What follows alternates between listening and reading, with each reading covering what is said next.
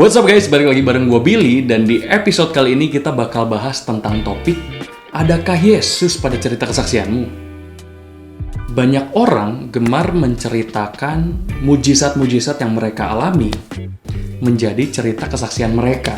Namun yang jadi pertanyaannya, apakah cerita kesaksiannya kita membawa kemuliaan bagi nama Yesus atau malah memuliakan nama kita sendiri?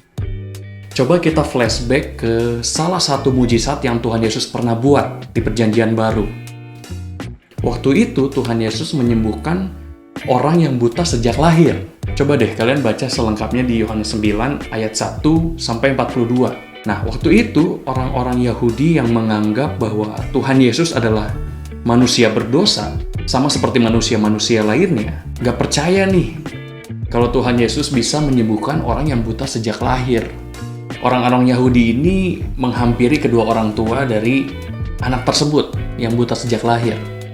Dan mereka mempertanyakan orang tuanya dan mulai mencari celah di mana orang-orang Yahudi ini bisa menyalahkan Tuhan Yesus. Nah, yang terjadi adalah kedua orang tua dari anak ini tidak menceritakan kebenarannya, teman-teman. Mereka hanya mengakui bahwa itu adalah anaknya, emang buta sejak lahir, dan saat ini sudah sembuh. Kenapa mereka nggak bilang kebenarannya? Karena memang dulu orang-orang yang dianggap murid Yesus itu dikucilkan, teman-teman. Sama halnya juga terjadi sama anak ini nih, orang yang buta sejak lahir. Begitu ditanya tentang kebenarannya, dia bilang gini, apakah Yesus berdosa atau tidak? Aku tidak tahu. Yang aku tahu, dulunya aku buta, sekarang aku bisa melihat. Nah, secara nggak langsung, anak ini, orang yang buta sejak lahir ini, mengakui sebenarnya. Tapi, ia tidak memberitakan Injil, teman-teman. Ia cuma menceritakan tentang mujizat kesembuhan yang dia alami. Nah, teman-teman, mujizat kesembuhan memang merupakan sebuah cerita yang luar biasa, teman-teman. Tapi, sebenarnya bukan itu tujuan utama Yesus. Nah, kalau kita baca lagi di ayat 35-41, akhirnya anak ini mendapat penjelasan nih, bahwa Yesus yang menyembuhkannya adalah Tuhan, adalah Allah. Nah, begitu dia dengar kabar ini, dia langsung sujud menyembah Tuhan Yesus.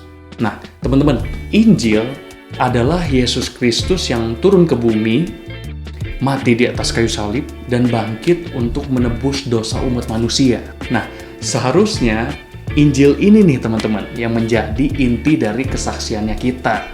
Coba kita renungin lagi deh. Apakah kesaksian-kesaksian kita selama ini membawa kemuliaan bagi nama Yesus atau cuma menjadikan kita sebagai pusatnya aja, teman-teman? Nah, gue berdoa semoga cerita kesaksian kita membuat orang lain yang dengar itu jadi percaya nih, teman-teman, sama Tuhan, Sang Juru Selamat. Oke? Jangan lupa ya, beritain Injil ke teman-teman kamu yang belum kenal Tuhan Yesus, teman-teman. Oke? God bless!